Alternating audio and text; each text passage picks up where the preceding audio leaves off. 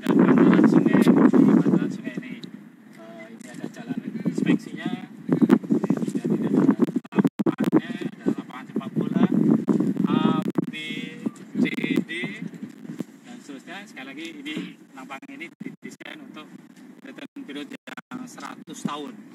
Ya, sedangkan kalau Cikapundung itu 1 tahun, jadi setiap tahun banjir. Ini 100 tahun banjir sekali masih bisa menampung air yang akan banjir 1 tahun. Sedemikian areanya luas, bisa dipakai untuk keperluan publik, baik taman, baik olahraga, ABCD dari sampai dengan jalan-jalan inspeksi. Dan sedemikian sehingga jalan bertambah panjang, taman bertambah banyak, dan daya tampung dari sungai juga semakin besar. Demikian Agung Yono melaporkan dari. Ya, teman-teman. Saya ingin menjelaskan sedikit kenapa saya sengaja betul kalau ke satu kota, satu negara, ingin ke lokasi di mana bisa saya pakai untuk melengkapi bahan kuliah, ya.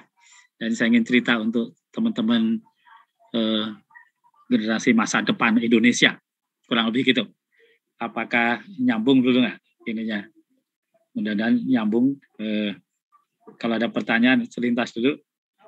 Jadi ini begitu lihat naik kereta gitu ya, kayak tadi barusan kita itu ya. Terus saya lihat ada sungai bagus gitu. Saya pengen ke situ gitu. Nah itu terus berhentinya di mana? Di stasiun terdekat ya. Terus apakah atau jalan kaki ke situ? Ini masih agak siang kelihatan. Pernah satu ketika naik taksi jalan kaki, itu udah mepet maghrib, udah agak gelap gitu. Itu di bantaran sungai yang lainnya. Yang satu yang ada foto-foto lomba gambar lingkungan untuk anak-anak dan kemudian jadikan keramik dan keramiknya itu dipasang di bantaran sungai itu. Nah itu proses Sitlakom, ya, survei investigasi desain yang pernah ikut kuliah saya itu pada tadinya Sitkom ya pemerintah Orde Baru pemerintah Orde Baru itu Sitkom dan kemudian berubah menjadi Sitlakom itu karena kejadian pembebasan tanah yang harus dimasukkan dalam proses konstruksi, proses urutan pelaksanaan pekerjaan dari PUPR menjadi Sitlakom saat itu. Tapi bisa juga alternatif Sitlakom. E-nya ini adalah public education. Nah, ini Jepang ini juga ya saya sampaikan itu yang di Pak Lee Kuan Yew, Pak Mahathir, itu Marina Barrage di Singapura, Pak Mahathir Smart Tunnel di Malaysia, dan ini di Jepang, juga di Belanda, bagaimana mereka edukasi publik. Rupanya serius rupanya. Sangat serius mereka kalau udah mau edukasi publik itu sangat serius. Ya, termasuk sampah misalnya di Jepang, itu ada program khusus untuk pengelolaan sampah gitu ya. Tanpa ada program khusus dengan keseriusan oleh seluruh stakeholder agak susah. Contohnya apa? Yang tinggal di Bandung, siapa yang tinggal di Bandung sini? Ilham tinggal di mana? Ilham? Saya sekarang lagi di Bandung, Pak. Nah, di Bandung ya. Coba kalau pas ini, atau cari-carilah di internet lah kalau belum ini. Di Bandung Selatan, itu ya, terutama yang tinggal di bantaran sungai gitu, saya kira nggak di Bandung Selatan aja ya, agak di hulu di kota ini juga. Itu ada kebiasaan gini, kapan buang sampah yang paling baik waktunya? Nah, Ilham, kapan buang sampah yang paling baik waktunya? Rata-rata ini pada masyarakat bawah yang masih pada umumnya. Pagi, Pak. Pagi ya. Pagi. Ya. Terus ada yang kaitannya dengan sungai, kira-kira kapan? Ini masyarakat bawah ya, bukan Ilham. Pak. Mereka waktu sungainya ini, Pak, air deras itu. Airnya deras ya. Jadi buang sampah itu secara umum untuk masyarakat bawah yang belum dapat edukasi, buang sampah itu masih memilih paling bagus buang sampah itu saat banjir. Hujan deras. Kenapa? Kenapa alasannya begitu? Langsung hilang, Pak, sampahnya. Langsung hilang. Jadi buang sampah itu langsung hilang, kan enak dilihat kan, bagi yang buang sampah itu enak gitu kan, langsung bisa langsung hilang ke bawah banjir gitu. Tetapi tidak mengerti kalau tidak membayangkan kalau banjir itu nanti nyumbat di bottleneck dari sungai, misalnya jembatan, gitu. Bisa sampah numpuk di situ. Di Jakarta juga masih sebagian besar gitu. Nah, bagaimana edukasi itu PR berat. Ya. Saya pernah duduk yang di sini atau ya salah satunya ya bantaran sungai sambil makan gitu kan, makan bawa bungkusan gitu. Itu didatangin sama orang Jepangnya, sama petugas itu ada. Kalau buang sampah di sinilah kurang lebih bahasanya gitu, yang ngerti anak saya, yang ngerti bahasa Jepangnya. Kalau buang sampah di sini jangan dibuang ke sungai ya, gitu kurang lebih gitu. Karena kalau udah terlanjur dibuang ke sungai kan tukang sampahnya juga nggak bisa ngambil, nggak bisa berenang ngambil sampah kan. Jadi edukasi itu sampai level itu. Orang asing didatengin ini kalau buang sampah ke sini ya. Gitu. Kenapa? Biar nggak terlanjur buang sampah. Nah kita yang paling mudah buang sampah itu waktu banjir itu justru PR yang berat. Yang lebih berat lagi ketika industri buang sampah ke sungai. Industri membuang sisa limbah. Ini lebih berat. Jadi kalau Anda di daerah Bandung Selatan, sekarang sudah berkurang sekali karena TNI konsentrasi bantu Citarum, Cinta Citarum, masyarakat Cinta Citarum, itu mengelola itu. Itu tanpa kekuatan power susah. Gitu. Jadi industri-industri yang buang limbah ini, limbah tekstil, gitu, warnanya hitam, coklat, merah, gitu. Itu paling mudah ya pada saat banjir juga. Gitu. Kenapa? Ya murah kan? Gitu. Nah, tapi murahnya tadi menjadi sumber petaka untuk kehidupan di sungai. Ketangkap ya, Ilham ya? Oke, terima kasih. Ya. Tolong teman-teman nanti pukul 9, itu saya sudah diskusi dengan Pak Joko barusan, itu ikut acara ini, tadi yang di poster itu moderatornya Profesor Indratmo, itu mata kuliah umum, mata kuliah di MPSDA. Mata kuliah MPSDA. Master Sumber Daya Air, ya. Kalau yang TBB, TBSDA. Nah, itu akan membahas rekayasa sosial. Jadi technically, teman-teman, itu relatif lebih simpel, walaupun juga tidak mudah, ya. Tetapi lebih simpel dibandingkan masalah sosial. Masalah sosial, Anda kejadian kalau para politisi itu tidak bisa berdiskusi diplomasi dengan baik, misalnya politisi antara Rusia dan Ukraina tidak bisa berdiskusi dengan baik, maka jadi perang. Gitu. Nah, perang itu menjadi buruk bagi semuanya. Gitu. Itu kegagalan diplomasi, kegagalan diplomatik. Oleh karena kita berdoa, kita berharap para politisi kita dan syukur Anda yang paham mau jadi politisi gitu, itu mau berdiskusi, mau berdiplomasi. Kenapa? Agar konsentrasi kita mengelola kebutuhan-kebutuhan dasar masyarakat ini jadi tercukupi. Misalnya air, tadi kan bantaran sungai bagus gitu.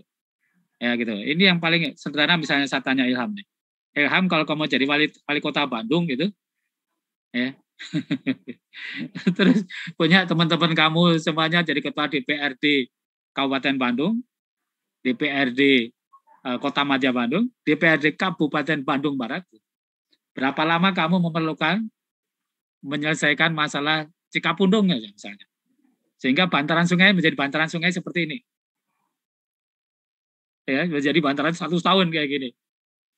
Ya, bantaran 100 tahun itu kurang lebih itu Cihampelas sampai dengan Taman Sari tidak ada rumah. Tapi adanya lapangan-lapangan bola kayak gini. Lapangan bola, tambah ruas jalan. Jadi tidak boleh ada rumah karena kalau banjir, jadi banjir bandang bisa bahaya. Beberapa hari kemarin cukup besar ya banjir di Cikapundung. Pertanyaan saya kembali. Punten teman-teman juga, tolong yang lain juga, PM ya. Berapa lama seandainya ya teman-teman semuanya ini bagi-bagi tugas gitu ya. Ilham jadi wali kota lah gitu. Wali kota Bandung. Terus Anda yang lain katakanlah jadi Bupati Kabupaten Bandung, Bupati Kabupaten Bandung Barat gitu kan, menjadi ketua DPR ya, tiga-tiganya tadi. Dan Anda bersama-sama ayo kita wujudkan Cikapundung menjadi laboratorium, menjadi model dari laboratorium model dari ITB misalnya gitu ya, dari sipil gitu ya, dari kakak TSA, dari lab uji model hidrolika gitu. Anda bersama-sama sudah bagi tugas gitu. Mulai TED itu kira-kira Anda perlu berapa tahun bisa sampai menjadi bantaran sungai seperti di Jepang ini? Kira-kira berapa Ilham? ini dulu. Nanti kemudian ada PM ya. Kalau masing-masing bisa gitu, ini waktunya tinggal 10 menit. Kira-kira PM. Ada kira-kira waktunya berapa Ilham? Ya. Kalau saya mah, kalau misalnya semua pejabatnya itu teman saya, harusnya bisa cepet Pak, 1 tahun gitu, atau 2 tahun. Karena biasanya yang bikin lama kan itunya Pak, saling beda pendapat gitu, terus dari wali kota masukan, DPRD-nya menolak. Gitu, Oke, bagus lah. Saudaranya punya semangat tinggi gitu. Saya coba renungkan, nanti bandingkan ketika permasalahan harus kita lakukan. Saya duga memerlukan lebih dari 10, 15, bahkan bisa jadi 25 tahunan. Kenapa? Masalah utama adalah sosial, masalah masyarakatnya. Ya, gitu. Kalau technically birokrasi bisa 1-2 tahun ada koordinasi. Tapi begitu bicara, misalnya nih, rumahnya Ilham, mertua Ilham lah gitu ya. Mertua Ilham lagi. Ya siapa tahu mertua Ilham gitu. Di Bantaran, di salah satu rumah itu cukup besar sekarang, di Bantar, di sungai Cikapundung itu. Terus Ilham juga, Ilham kamu katanya dari sipil ya gitu. Coba kamu buatkan tambah kos-kosan biar nambah penghasilan gitu. Itu kan ini tinggal rumah yang mepet di bantaran sungai ini gitu. Terus kalau Anda lihat dari Ciwok itu ada tambahan kamar nambah gitu. Pernah lihat kayak gitu ya? Nah, itu kemudian ada pondasi yang miring gitu. Jadi semakin jorok ke arah sungai. Nah, yang paling berat adalah kita bekerja sama dengan masyarakat setempat. Kalau teman-teman Ilham ini bisa jadi yang paham gitu ya, bisa jadi juga yang rumahnya tidak di situ gitu ya, mangga aja konsepnya begitu ya. Tapi silakan ya, bagus kalau Anda bisa punya kemauan 2 tahun selesai gitu. Itu baik. Baik, kita lihat lagi ini tadi. Jadi bantaran sungai di Jepang. Kebetulan saya ke Tokyo bersama Profesor Sasaki yang pernah saya ajak ke rumah saya. Saya sengaja pengen ngajak ke rumah biar nanti saya diajak ke rumahnya di Tokyo gitu. Terus kemudian saya di Tokyo ke mall gitu, ditunjukin itu apartemen rumah saya di situ. Saya pikir saya mau diajak. Enggak, saya cuma diajak makan di mall di dekat, misalnya di BIM atau Ciwok gitu ya. Misalnya rumahnya Pak Profesor Sasaki itu di apartemen Ciwok gitu kan, ngerti ya gitu. Jadi saya hanya ditunjukkan itu apartemen saya di situ gitu. Sedangkan makannya di kenapa? Jarang sekali orang Jepang dan mengajak menerima tamu di apartemennya. Kenapa apartemennya jadi satu dengan tempat tidur, ruang makan, ruang tamu jadi satu. Jadi kalau pas lagi mau tidur di kasurnya dijembarkan begitu, ya ini tidak adanya untuk orang yang biasa ya, karena saya begitu. Kemudian ketika selesai tidur dilipat, kemudian itu jadi ruang kerja, ruang tamu dan seterusnya. Sehingga penggunaan kamar-kamar sangat efisien. Kayak rumah Osin lah, ada cari film Osin, nanti ada rumah gitu. Tetapi fasilitas umum besar-besar. Tapi boleh cerita, ini dulu di sini slum area juga. Ya, slum area juga, slum area, katakanlah 100 rumah gitu, dihancurkan, dibuat apartemen untuk 100 rumah. Proses itu panjang, ya. Panjang ya. Jadi kalau misalnya rumah di situ dipindahkan ke Lembang atau ke Sumedang atau ke Cimahi, nggak mau Pak, kerja saya di Balubur gitu. Kerja saya di Ciwok. Pindahkan jauh kan jadi transportnya jadi mahal. Nanti Kak Ilham, ketangkep Ilham masalahnya? Oke. Ditambah di situ saya pernah ketemu ada Pak Camat, ada Cipta Karya, ada orang BPN, orang geodesi yang di BPN. Pak BPN kenapa sampai ada yang rumah-rumah bantaran sungai itu kok dapat sertifikat hak milik? Lah saya kan dapat kiriman dari rekomendasi dari Pak Camat gitu. Ya, dari Pak Camat gitu. Oh Cipta Karya, ada kesan dari Cipta Karya, saya dapat rekomendasi Pak Camat. Pak Camat saya rekomendasi dari desa. Jadi bantaran sungai yang tadinya luas-luas itu karena kebutuhan masyarakat dan belum adanya ilmu ya bersama-sama ya Pak Kepala Desa, Pak Camat, ke Cipta Karya, ke BPN, jadilah rumah-rumah itu jadi sertifikat. Kalau sudah punya sertifikat, punya kekuatan hukum, nggak bisa rumah itu kemudian digusur gitu saja, nggak bisa. Harus dengan persuasi, harus dengan edukasi. Maka keluar Sitlakom tadi sana. Ya, ketangkap ya situasinya. Ini enggak gambar saya ingin ceritakan di sini. Makanya rumah yang kayak kemarin yang di dekat Cicahem itu udah hampir mepet gitu. Return period 1 tahun, 2 tahun itu situ. Begitu kita banjir besar, udah kanan kiri kena itunya. Belum kalau sampai bawa korban ya. Sana. Oleh karena proses tadi kalau technically bisa jadi 5 tahun selesai ya, 5 tahun bisa selesai. Jadi 2 tahun enggak juga ya. Ilham belum pernah jadi pegang proyek kan. Saya pernah di kontraktor, jadi susah. Jadi identifikasi kesepakatan tadi bikin memorandum understanding antar bupati, kota madya, kemudian dengan juga investor ya, orang swasta yang mau bangun apartemen kayak Ciwok gitu, dan kemudian menjadi peraturan perundang-undangan. Ilham hilang ya. Siapa yang bisa buka open cam lagi? Satu orang, please. Mana Putu, mana Faza, biar saya bisa ngomong. Kalau nggak kelihatan mukanya, saya agak susah. Silakan yang lain ada? Satu orang. Nah, oke, ada ya. Sorry. Oh, Ilham lagi. Ya, di kamera saya. Ya, ini ada Faza, ada Putu ya. Siapa yang pengalaman nih? Berapa tahun Anda, kalau setelah saya uraikan tadi, Anda perlu berapa tahun? Jadi perlu peraturan perundang-undangan dulu. Kalau bantaran sungai orang mempunyai sertifikat hak milik, maka lebih berat itu. Dan nggak bisa digusur gitu aja, nggak bisa. Maka ada land acquisition itu di situ. Ya. Land acquisition itu peraturan perundangan yang harus ngikutin bagaimana menggusur atau mengajak masyarakat untuk merubah rumahnya menjadi rumah vertikal. Jadi Jepang tadinya juga komplek kebo seperti itu, kemudian dibuat jadi vertikal, jadi apartemen. Itu proses edukasi juga panjang. Lah kalau di apartemen saya nggak punya halaman, anak saya main di mana? Nah, gitu kan? Anaknya Ilham main di mana? Mau di mana anaknya Ilham nanti? Anaknya Putu, anaknya Faza itu. Anak saya mau main di mana? Maka dibuat lahan-lahan seperti ini. Nanti ada di bantaran sungai itu akan ada lapangan-lapangan gini. Lapangan ini ada 3 lapangan untuk anak-anak kecil, untuk remaja, sama untuk orang tua. Itu pun terpisah. Ya, diyakinkan begitu semuanya, baru 100 rumah mau pindah nanti ke apartemen yang akan dibangun. Apartemen yang akan dibangun ini 100 rumah itu harus yang bisa terjangkau harganya oleh masyarakat setempat. Kalau enggak kredit yang harus, sehingga subsidi dari pemerintah, dari APBN, APBD harus dilakukan. Nah, proses itu yang panjang. Ya, dan sehingga master plan 25 tahun itu harus disepakati bersama DPRD Kabupaten Bandung Barat, Kota Madya Bandung, Kabupaten Bandung, dan DPR Pusat. Karena anggaran pembangunan tadi tidak bisa diserahkan sebenarnya kepada masyarakat karena pasti kurang. Ya.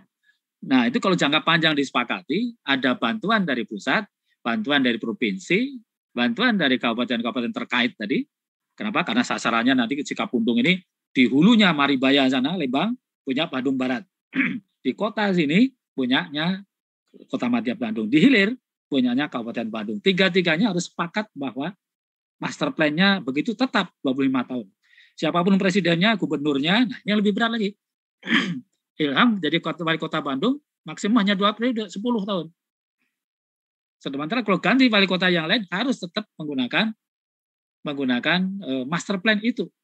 Begitu master plan-nya, katakanlah wali kotanya ganti, kemudian kontraktornya ganti. Nah, ini perlu ngerti nih sekarang integritas ini. Konsultan ininya ganti, master plan-nya ganti. Nah, nggak kemana-mana. Itu yang menjadi berat sekali.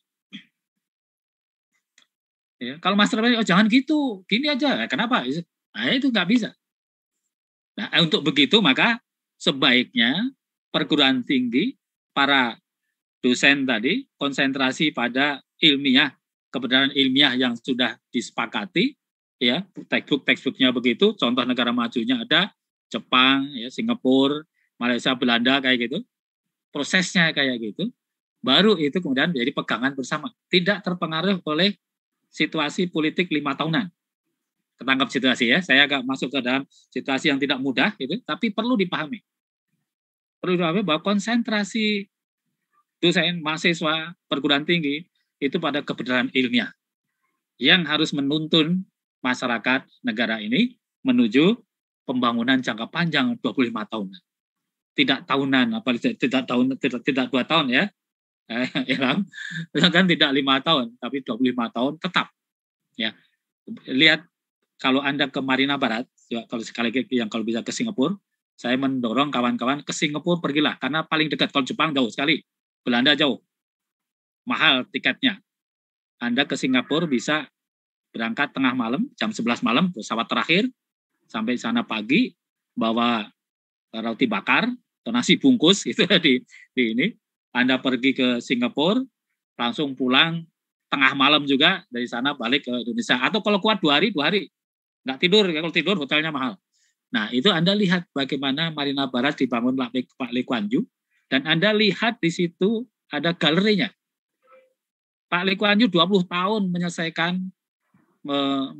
mengelola bagaimana mengelola sampah. Ya, kira-kira gitu. Saya kira waktunya ada habis, tapi saya sedikit lagi minta izin Pak Joko. Pak Joko udah ada belum? Bantaran sungai ini ada jalan inspeksinya. Ya, Pak Agung. Izin sebentar lagi Pak Joko ya. Ya, maka Pak Agung. Dan seterusnya, sekali lagi ini. Tuh lihat kayak gini. Jadi kalau bantaran-bantaran sungai dibuat seperti ini, Ilham tadi mau 2 tahun kan nggak bisa. Ini bantaran sungai, Masya Allah ya. Lihat, ada lapangan pun sampai ada 3 buah tuh lapangan ini. Lapangan untuk anak-anak, remaja dan orang dewasa. Ya, jadi boleh untuk lapangan, boleh untuk parkir, boleh untuk gudang-gudang, tapi nggak boleh ada orang yang tidur di bantaran sungai itu, karena kalau banjir tengah malam, ya, banjir di Cahem siang jam 3 jam 4, banjir di Pasteur sore juga, ya jam 3 jam 4.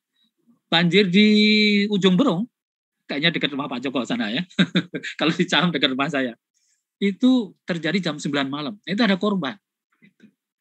Nah, kita konsentrasi bagaimana supaya tidak ada korban dan tidak membawa kerugian.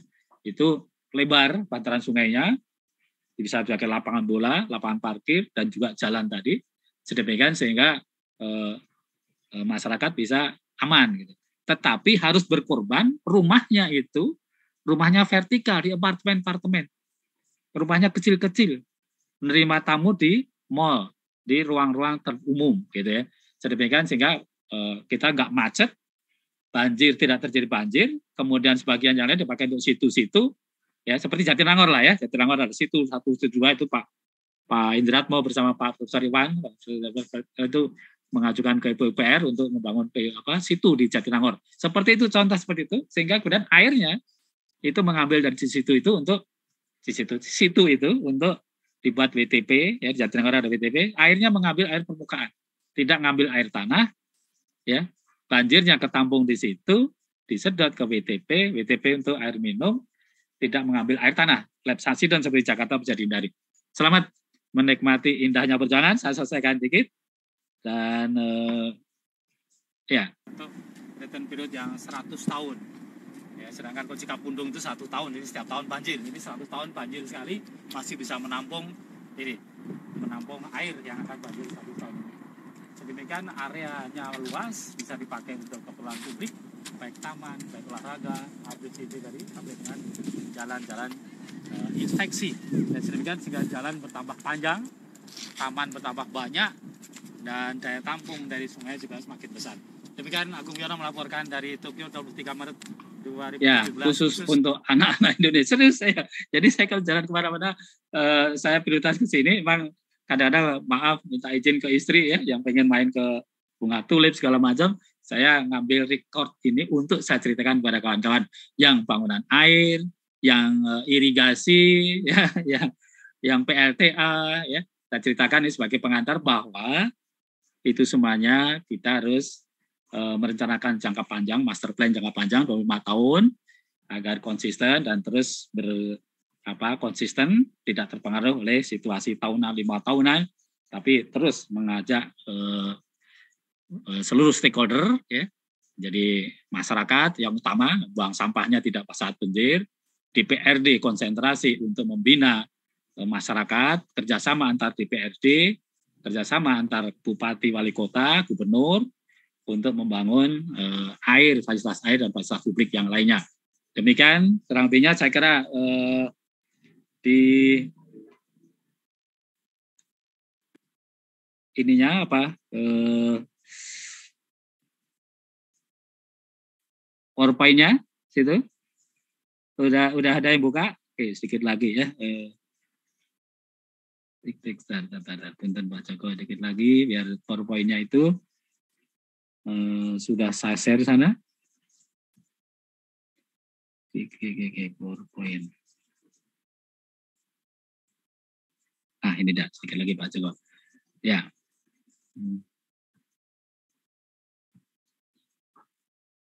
Share screen. Nah, jadi nanti jam 9.10 sampai jam 10, kalau ada yang waktu luang diteruskan dikit sampai jam 11, kalau enggak ya izin jam 10 keluar. Ini kalau ini sitkom berubah jadi sitlakom dan kita usulkan untuk ditambahi sitlakom atau E-nya di depan, sitlakom.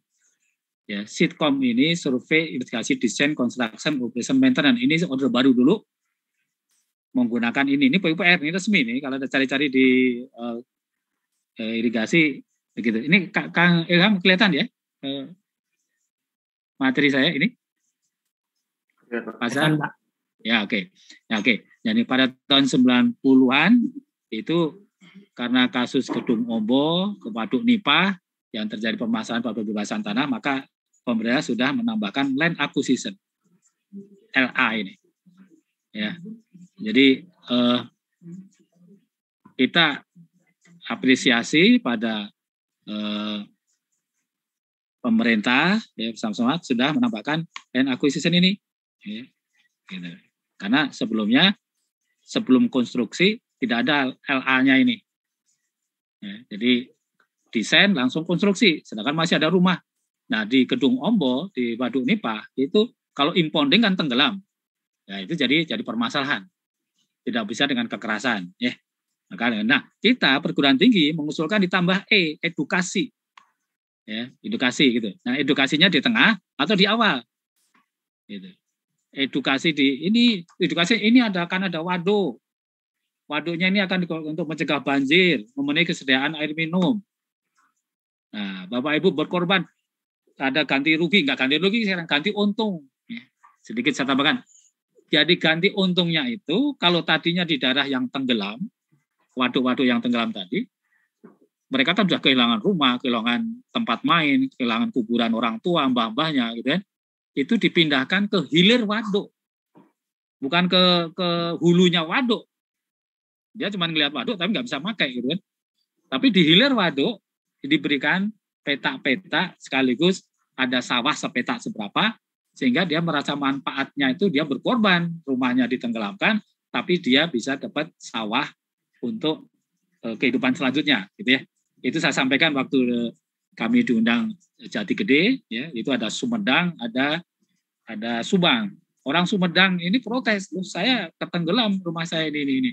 Nah, kemudian saya usulkan untuk diberi tanah, ya, tapi tidak mudah ya, proses kayak gitu tidak mudah di daerah Subang di hilir sehingga mereka mendapat manfaat dari waduk tersebut ya, sudah berkorban betulan gitu kan. Itu mudah-mudahan jadi sehingga pembangunan bisa berjalan sejalan, maka rekayasa sosial tadi menjadi penting sekali. Demikian, terima kasih, sampai jumpa nanti jam 9 di acara webinar atau kuliah umum. Atur nuhun Pak Joko, saya kira cukup. Terima kasih, mundur 5-10 menit. Monggo ya. Ya, terima kasih Pak Agung. Terima kasih Pak Agung sudah menyampaikan ini pendahuluan ya mengenai aspek sosial ya dalam pelaksanaan ini ya pembangunan air. Oke, jadi mungkin sedikit nyambung ya dari Pak Agung ya, mungkin untuk memberikan contoh ya real ya. Jadi saya akan share ini ya. Saya share satu proyek di Jakarta ya. Oke. Ya, jadi kita lihat di sini adalah kota Jakarta ya. Jakarta mungkin ada ya yang dari Jakarta. Nah, mungkin sudah tahu betul. Oke, jadi salah satu proyek yang saat ini sedang dilaksanakan ya, itu adalah pembuatan sudetan atau diversion ya dari Ciliwung ya. Ini kurang lebih posisinya di sini. Kemudian dibuat outlet, dibuat ini ya,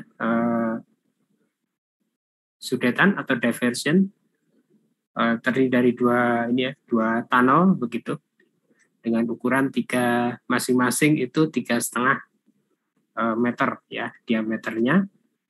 Nah, kemudian inlet itu ada di Sungai Ciliwung ya, ini Sungai Ciliwung.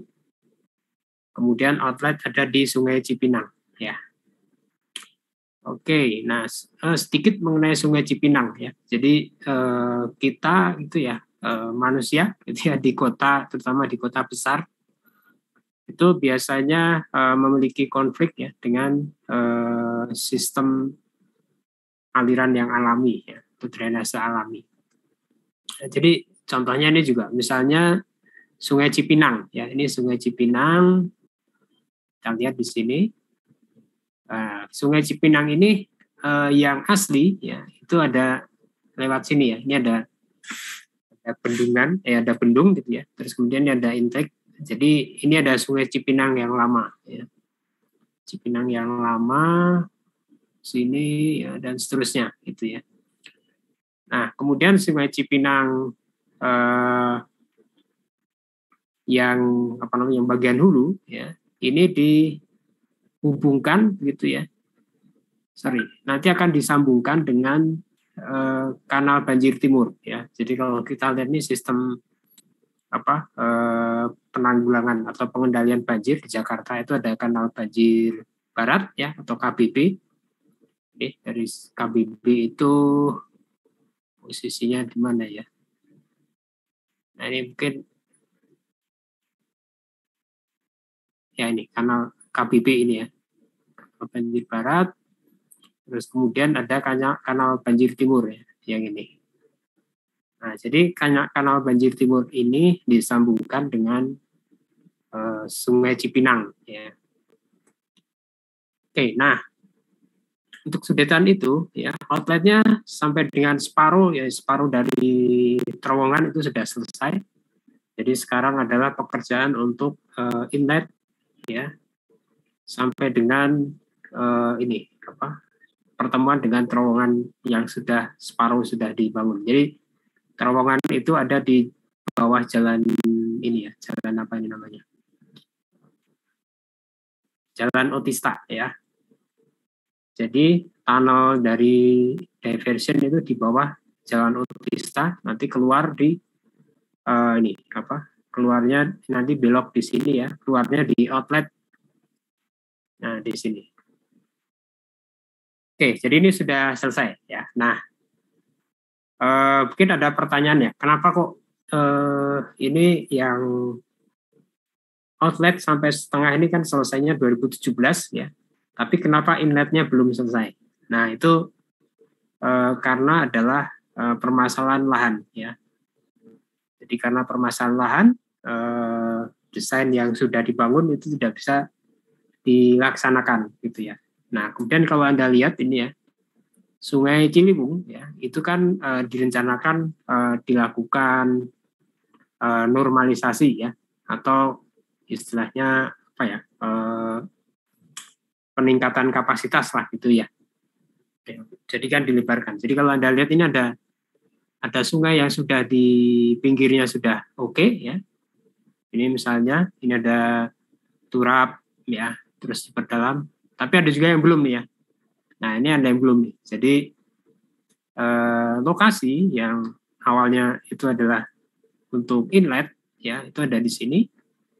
Karena ada permasalahan pembebasan itu digeser ya. Nah, jadi konsekuensi dari penggeseran ini apa gitu ya? Konsekuensinya kira-kira apa? Kalau kita sudah punya perencanaan yang matang gitu ya, jalurnya sudah ada, terus kemudian lokasinya digeser, itu kira-kira apa saja mungkin yang dipengaruhi oleh penggeseran ini? Mungkin ada yang bisa ini. Kira-kira apa sih? Misalkan Anda punya project, desainnya sudah ada, tinggal dieksekusi begitu ya. Nah, tetapi kemudian ada masalah pembebasan lahan dan akhirnya dipindah gitu ya ke lokasinya. Kira-kira konsekuensinya apa? Tidak ada yang bisa ini. Kalau misalnya ini kan proyeknya proyek ini ya, proyek proyek dari Kemen PUPR gitu ya, misalkan atau dari Balai Wilayah Sungai Ciliwung Cisadane ya. Jadi kalau misalnya ini Anda menjadi salah satu atau menjadi menteri atau menjadi kepala balai gitu ya, kira-kira gimana nih konsekuensinya? Desain sudah ada, terus kemudian ini sudah dibangun separuh sudah jadi nih sampai outlet gitu ya.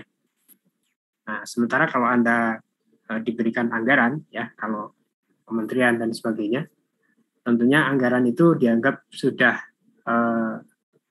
istilahnya sukses gitu ya. Itu jika sudah ada manfaat gitu ya. Jadi anggaran Pak itu Joko. Ya Pak, silakan Pak. Luar biasa, terima kasih Pak Joko, ini senang saya mendengarkan ini. Teman-teman, justru PR yang terberat tadi di situ. Kelihatan rumahnya demikian banyaknya, seandainya Anda salah satu rumah di situ, kemudian menolak gitu kan. Memang berat kemudian digeser rumah konstruk denahnya atau bangunannya digeser. Itu problem tentu yang lainnya juga, saya juga nolak gitu. Jadi berat sekali masalah edukasi sini. Dan salah satu nanti cari ininya deep tunnel di Tokyo itu, kemudian akhirnya memang dari seluruh stakeholder itu sampai semacam apa ya, perusahaan-perusahaan yang mendapatkan manfaat dari yang tadinya banjir menjadi tidak banjir itu ikut membiayai gitu. Ya terakhir akhirnya si alokasi biaya kan gitu. Itu Pak Joko, luar biasa ini. Saya senang, terima kasih. Ini nanti kalau ada PowerPoint-nya yang ini bisa saya ikut. Ya Pak. Belajar gitu. Nuhun, mangga ya. Ya, makasih Pak Agung. Ya, ini sedikitnya supaya ini pas dengan yang tadi Pak Agung gitu ya. Kemudian nanti kan ada kuliah umum juga terkait dengan ini ya, artinya aspek sosial. Nah, gimana adik-adik, kira-kira konsekuensinya apa nih? Anda sudah punya desain, lahannya nggak ada, terpaksa dipindah gitu. Kira Anda bisa ini? Supaya proyeknya tetap harus jalan, gimana nih caranya?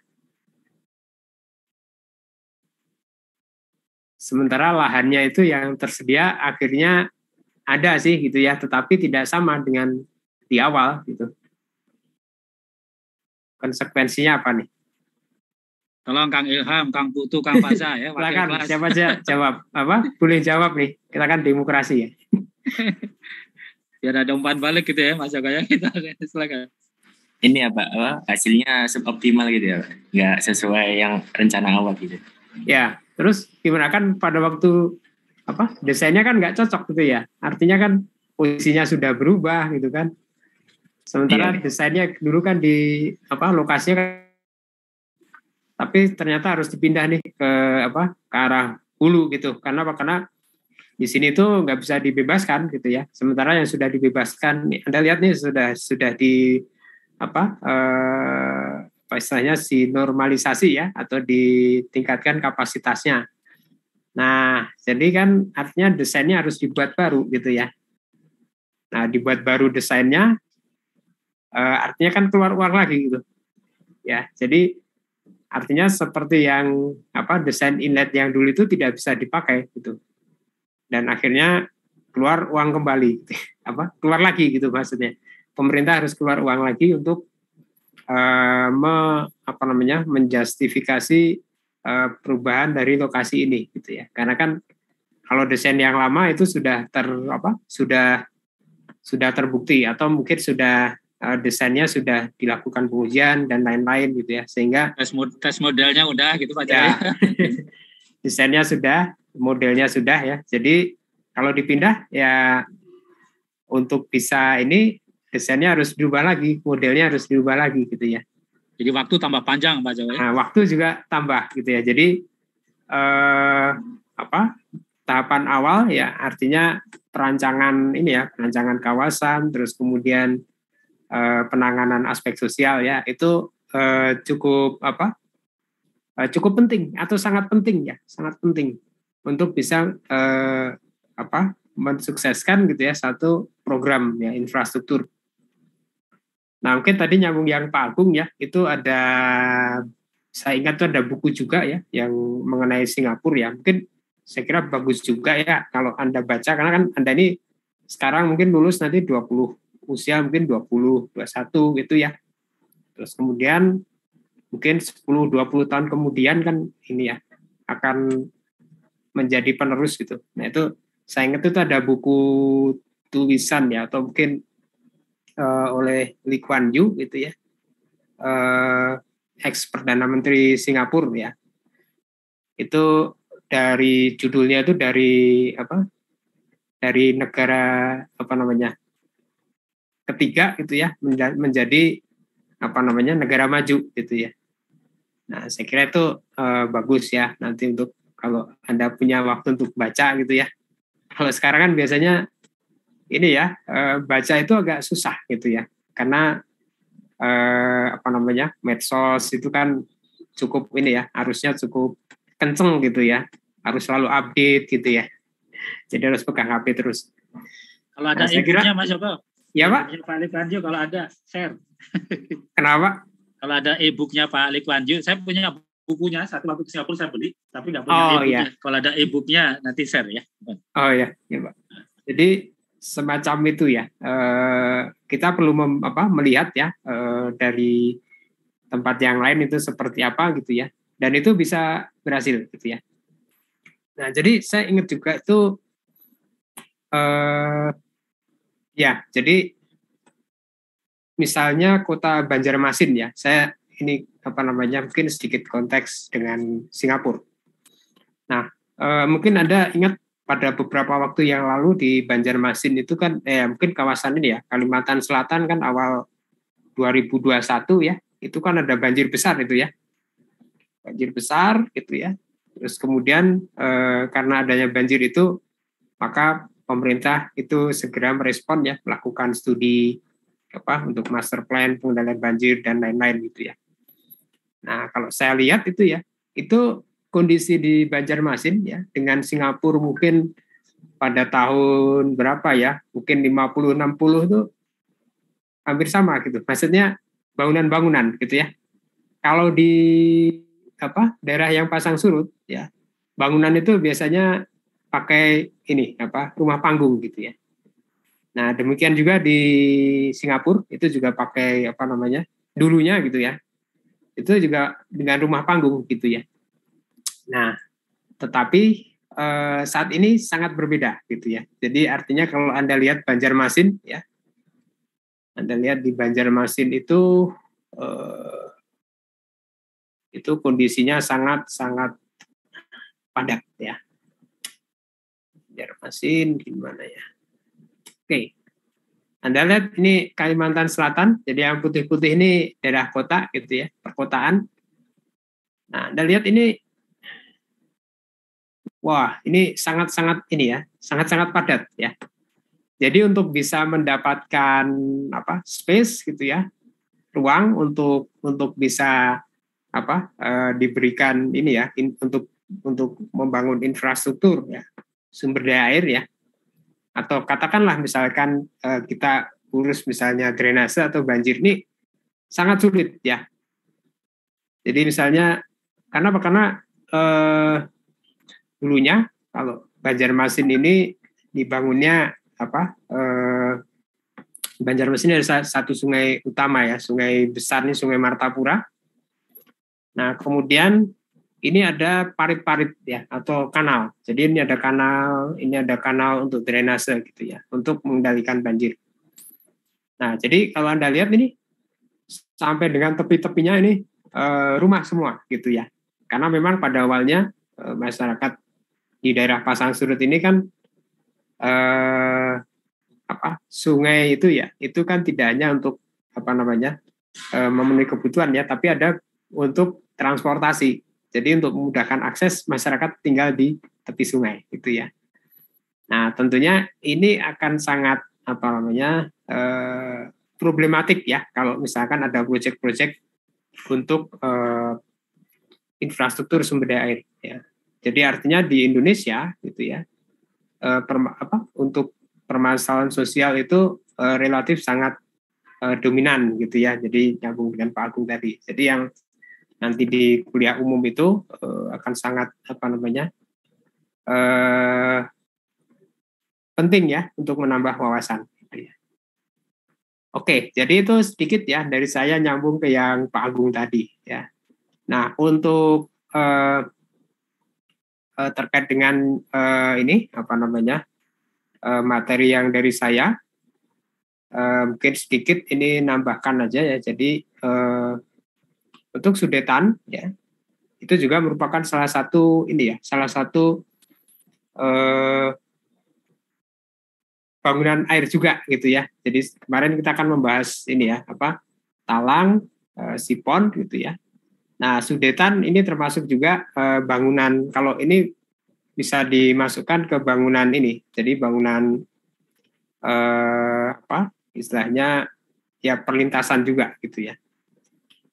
Nah, mungkin yang misalnya dibandingkan dengan kemarin kita membahas sipon ya. Terus kemudian talang ya. Kalau sipon itu relatif jarak ininya pendek gitu ya. Tapi kalau ini sudetan ya, ini cukup panjang. Ini sekitar mungkin 1,2 kilo ya ininya, sudetan ininya di bawah tanah. Kemudian di permukaan ya ini mungkin sekitar 200 atau 300 meter itu ada open channel begitu ya. Oke, nah mungkin ini kira-kira saya ada pertanyaan nih. Kira-kira kalau Anda bikin sudetan ya, di Jakarta gitu ya, dengan tunnel di bawah tanah itu, menurut Anda itu kendalanya apa saja kira-kira?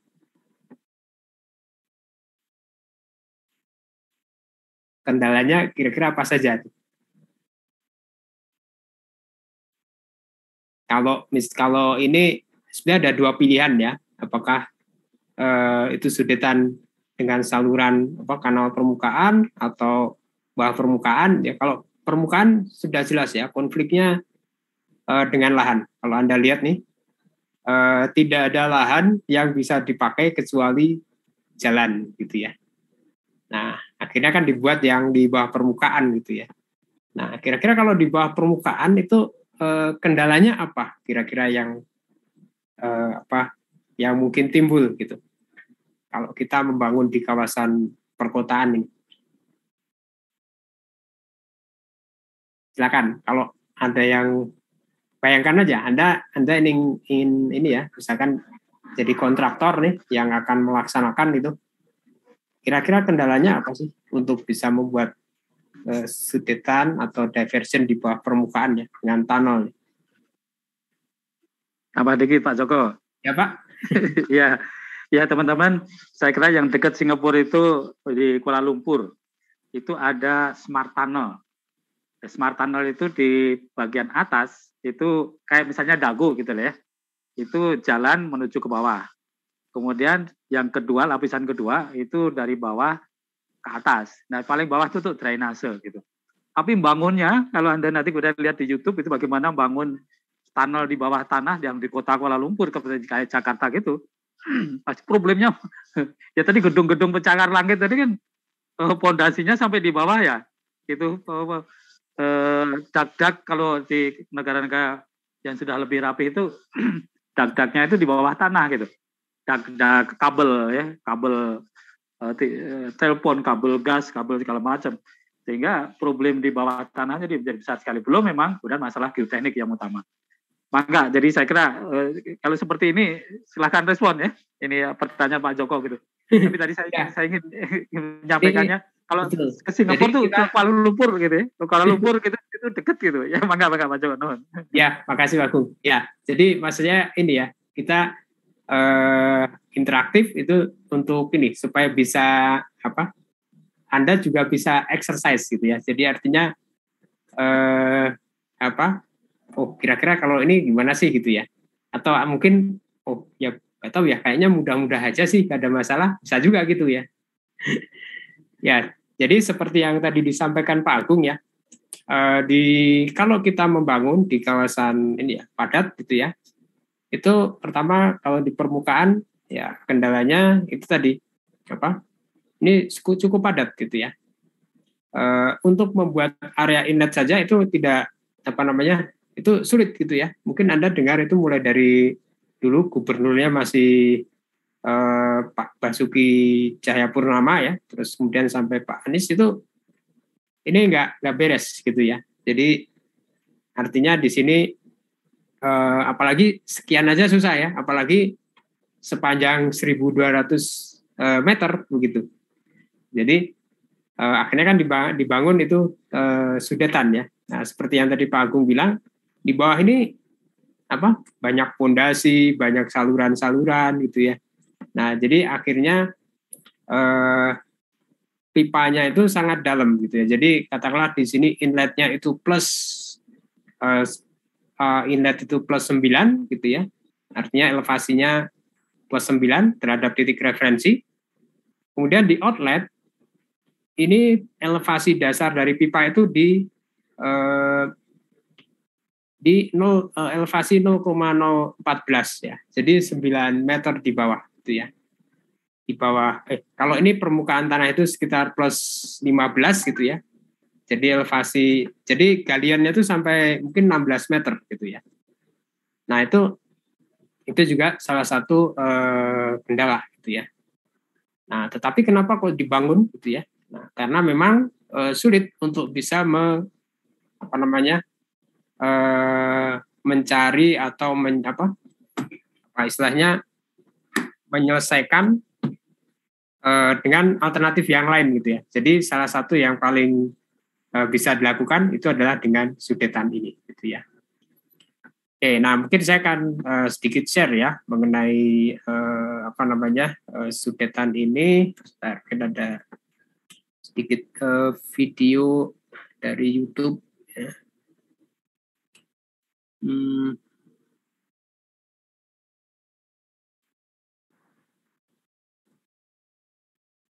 Oke, sebentar saya ini share dulu. Apa tadi? Share.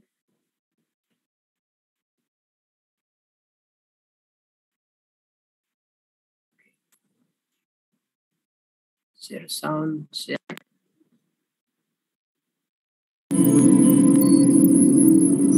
Sudah nampak ya?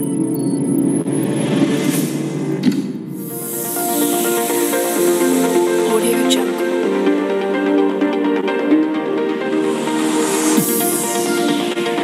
Jalurnya ini masih desain yang lama.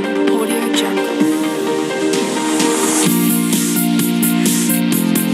Outletnya. Dan ini ada sliding shock. Karena ngebornya itu dari dua sisi. Dari kanan nanti ketemu di Audio Jungle. ada tempatnya. Ini sudah jadi ya. Desainnya tahu. Jadi instalasinya Audio Jungle.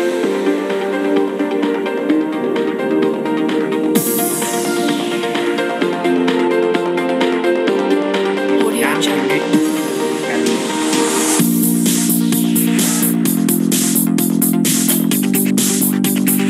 Audio Jungle.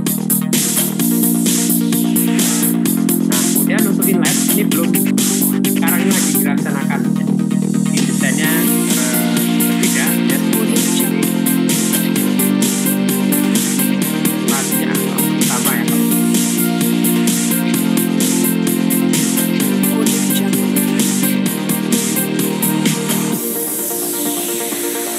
Audio Jungle.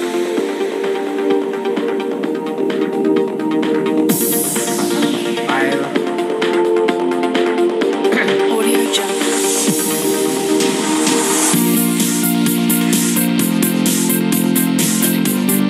Audio Jungle.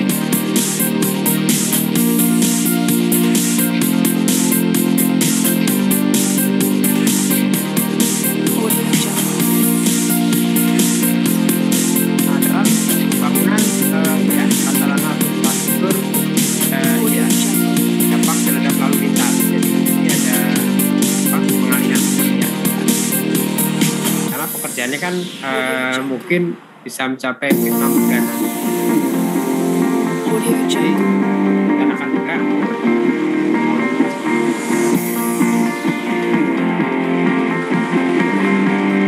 Audio Ini Jungle. pembediannya dilakukan dengan checking file, checking itu tunnel ya, tunnel checking. Bukan lokasi untuk apa namanya mengangkat mesin maupun menurunkan mesin. Ini prosesnya. Audio Jungle. Dan checkingnya.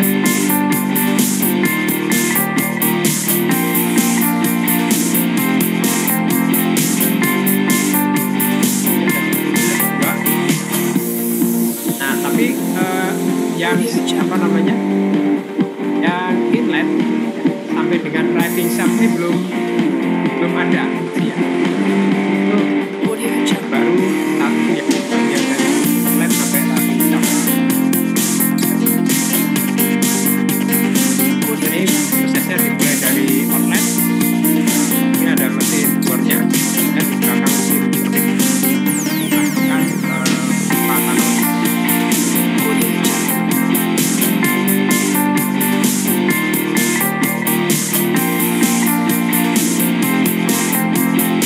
Audio Jungle.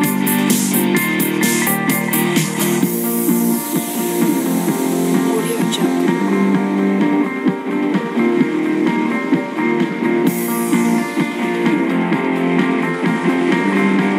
Audio Jungle. Nah, di driving shaft nanti mesinnya diangkat, mesin bornya diangkat. Audio Jungle.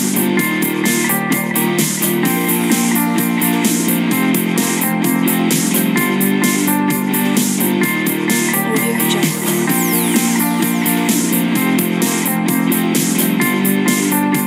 Nah, mesinnya ini dari Jepang. Audio Jungle. Jepang. Nah, itu nanti di checking sampai dengan ya ketemu. Audio Jungle. Audio Jungle.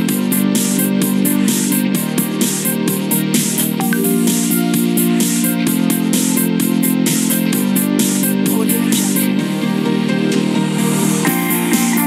Ini ya. Audio Jungle.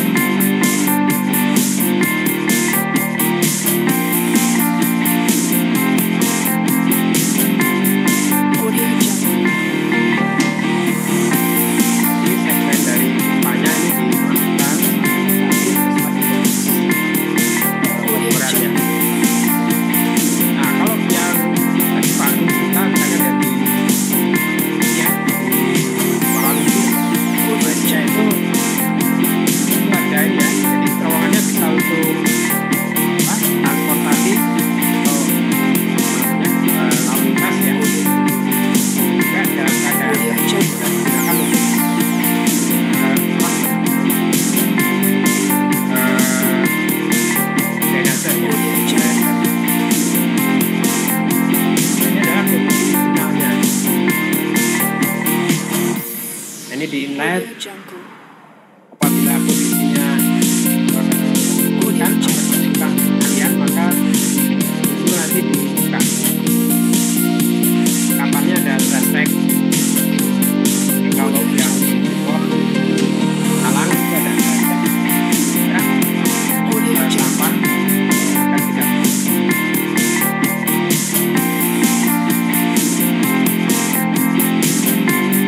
Audio Jungle.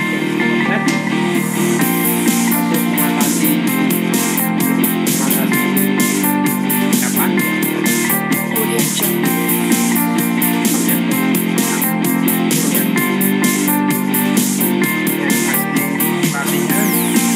Audio Jungle. kalian pipinya miring ya, karena memang untuk menghindari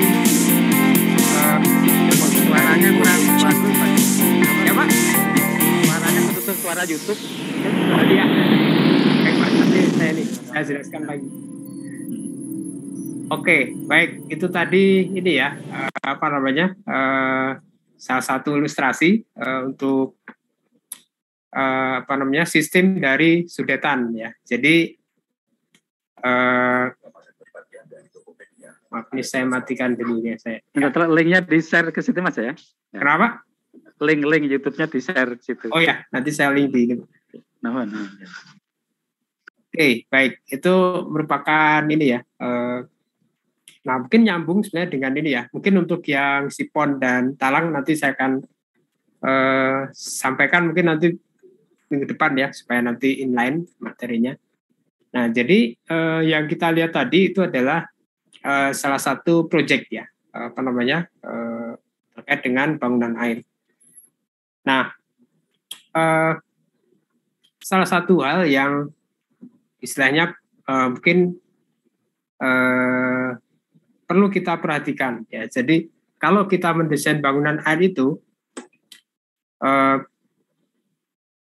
sekali itu dibangun ya, itu akan sulit untuk bisa kita lakukan perubahan ya. Artinya karena apa? Karena kondisinya dia sudah karena dia bangunan air ya, dia sudah terendam, terus kemudian sudah tidak ada lagi bangunan-bangunan sementara untuk untuk membantu ya, misalnya harus dilakukan perbaikan dan lain-lain. Jadi perbaikannya akan memakan biaya cukup mahal ya, apabila desainnya tidak sempurna. Nah, jadi terkait tadi Pak Agung menyampaikan mengenai model begitu ya, Pak Agung juga sangat sangat paham ini mengenai model fisik ini, karena beliau dulu disertasinya juga menggunakan model gerusan gitu ya. Dan juga pernah juga dulu Pak Agung memodelkan untuk Batam ya. Di Batam itu ada namanya dam ya, atau bendungan Sei Rempang. Jadi di Pulau Rempang. Mungkin kalau ada yang dari Batam itu bisa mungkin tahu ya, di Pulau Rempang itu ada bendungan ya, tidak terlalu tinggi ya, tetapi pelimpahnya itu dimodelkan di ITB gitu ya. Nah, jadi kalau kita mendesain bangunan air ya, itu kita bisa melakukan perhitungan ya, seperti pelimpah itu ya. Kita kan bisa menghitung ya, kapasitas pelimpah itu persamaannya kan itu ya, Anda sudah tahu C kalikan L kalikan H pangkat 1,5 begitu ya. Nah, tetapi dalam penerapannya gitu ya, ada banyak hal yang bisa berpengaruh gitu ya terhadap kapasitasnya. Ya, apakah kondisi geometrinya, kondisi pola arus, terus kemudian kondisi kapasitas muka air hilirnya, ya, mungkin geometri dari pelimpahnya itu sendiri, gitu ya.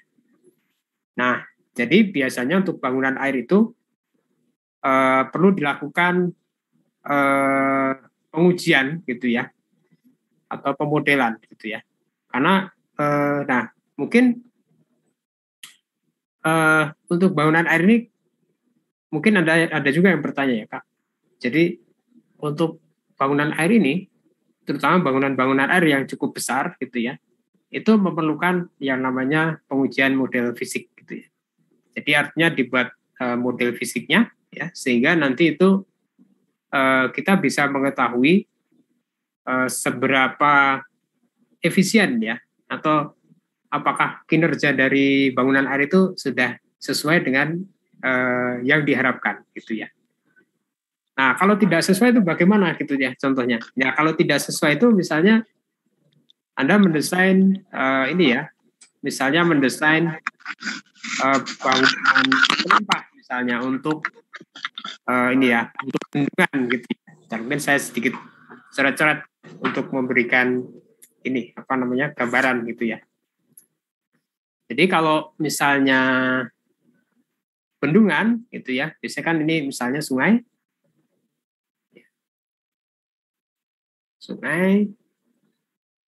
alirannya ke sini di bendung gitu ya. Ini ada bendungan, terus kemudian di sini ada pelimpah gitu ya.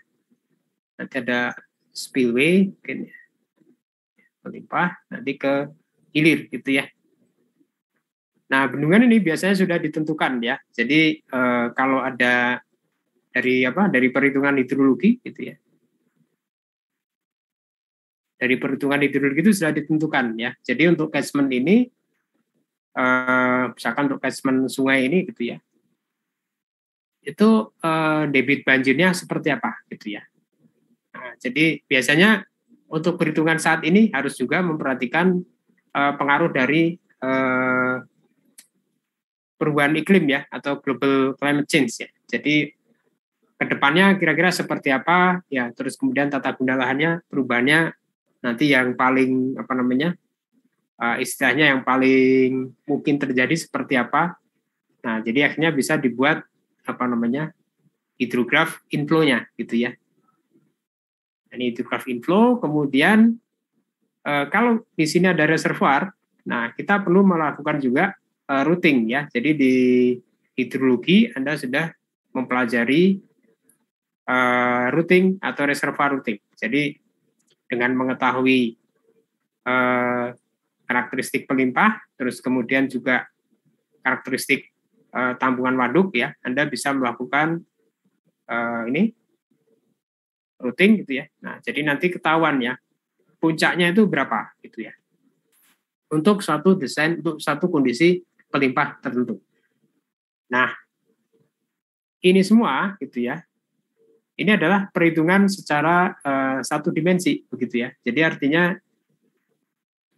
apakah ya kapasitas pelimpah itu memang demikian gitu ya, sesuai dengan perhitungan. Karena kan kalau kita lihat di sini kondisinya gitu ya, kalau kita memodelkan atau menghitung debit melalui pelimpah itu kan asumsinya alirannya itu searah gitu ya. Artinya searah dengan sumbu dari pelimpahnya gitu sumbu dari saluran pelimpah gitu ya.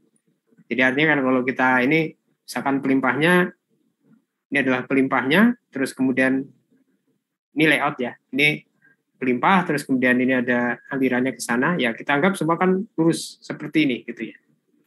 Nah, tapi kalau dalam kenyataannya ini kan ada transisi gitu ya. Jadi dari sini ya masuk ke sini, dari sini gitu ya. Nah, jadi di sini ada satu kondisi yang mungkin akan berpengaruh gitu ya dengan kapasitas pelimpahannya. Nah, kalau kapasitas pelimpahannya kurang ya, maka angka keamanan juga akan berkurang. Karena apa? Karena kalau kita potong di sini ya, itu misalkan bendungan gitu ya. Ada bendungan, ini ada intinya gitu ya. Nah, ini biasanya ada ketentuan ya. Ada ketentuan ini freeboard-nya itu berapa ya. Nah, jadi mungkin secara teoritis ya kalau kita melakukan routing kita bisa ketemu ya. Oh, ini debit puncak sekian, jadi elevasi maksimum di hulu dari mercu itu di hulu dari bendung itu sekian gitu ya. Sehingga dari mercu sampai dengan ke elevasi maksimum itu masih ada freeboard berapa gitu ya. Nah, biasanya di dalam keadaan PMF ya, jadi nggak boleh limpas. Nah, kondisi ini ya, mengingat ya tadi ada bahwa dalam perhitungan itu adalah kondisinya adalah satu kondisi yang katakanlah ideal gitu ya. Tapi kalau di kenyataan kan itu ada faktor-faktor lain yang berpengaruh gitu ya. Nah, misalnya terkait dengan kontur dari ininya gitu ya, batimetri dari bendungannya, mungkin saluran pengarahnya, guide wall-nya gitu ya, dinding pengarah dan lain-lain. Nah, sehingga untuk menjawab itu dilakukan pemodelan gitu ya. Nah, pemodelan dari bangunan air ini ya, untuk saat ini sebetulnya bisa dilakukan secara numerik ya, maupun jadi pemodelan itu bisa dua ya, pemodelan ini bisa secara numerik ya, atau secara fisik ya. Jadi kalau menggunakan model numerik ini, misalnya contohnya adalah menggunakan biasanya menggunakan software ini ya, computational fluid dynamics ya. Mungkin salah satunya yang kita punya ya, itu adalah Flow 3D ya.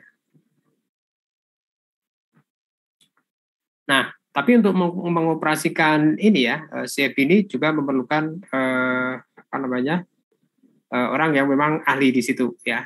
Karena apa? Karena di sini ada kaitannya dengan bagaimana kita mengubah gitu ya dari informasi fisik gitu ya menjadi informasi digital gitu ya untuk kemudian dimodelkan.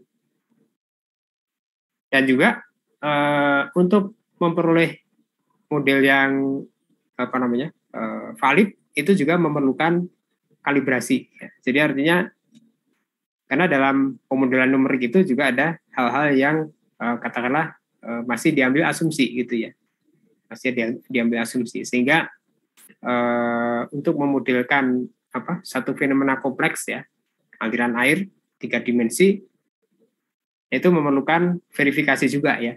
Gitu. Jadi biasanya verifikasi ini bisa dilakukan dengan menggunakan model fisik gitu ya.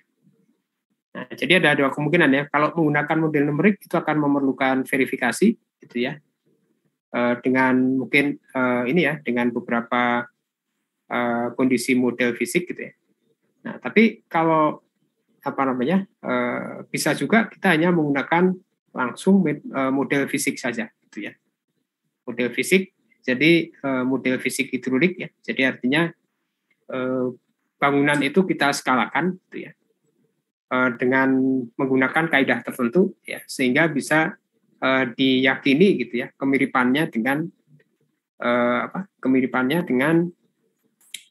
kondisi prototip ya. Prototip itu kondisi bangunan yang dengan ukuran full ya 1:1.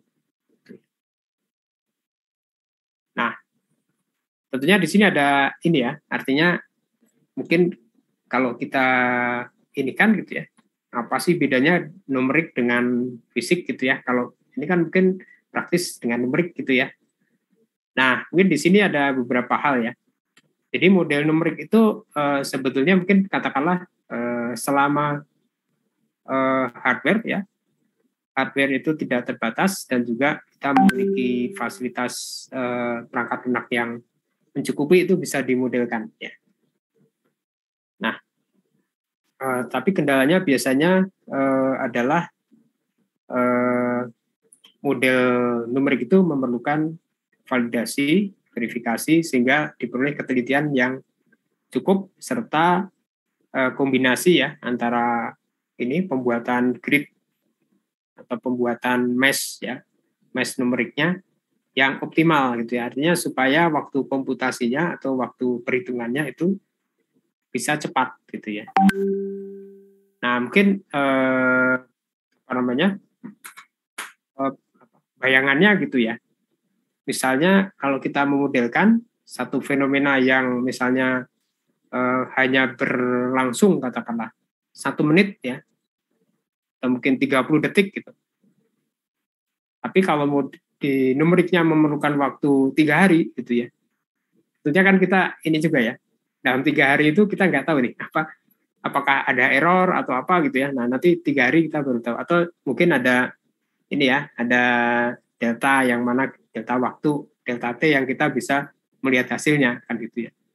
Tapi dari sisi waktu komputasi ya itu memerlukan waktu yang cukup lama gitu ya.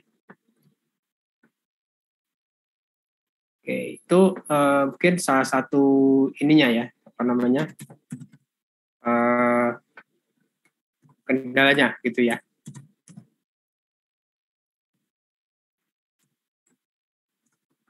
Oke, kita coba lihat contoh ini ya. Contoh, saya cari contoh ini ya, contoh pemodelan gitu ya. Nah,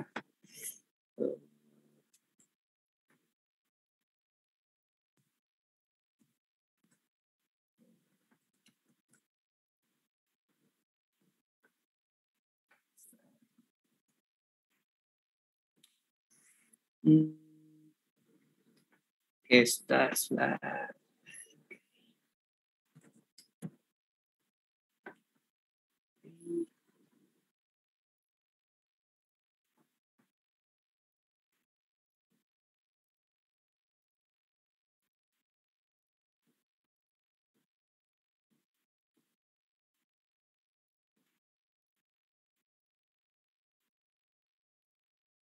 Ya, sudah nih kayaknya ada.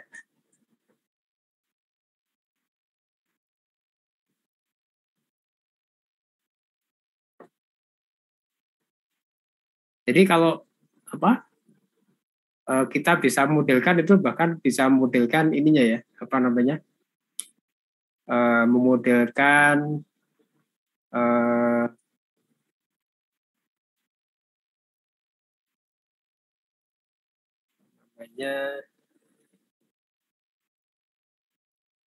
apa, aliran sampahnya gitu ya. Jadi tadi ada.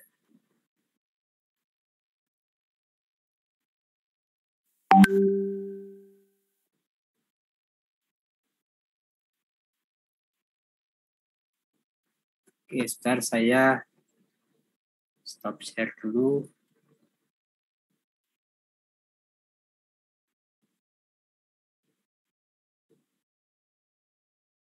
Oke, jadi ini ada contoh ini ya. Jadi ini contoh model numerik ya, yang penelitian yang apa, kerjasama dengan TU Delft gitu ya.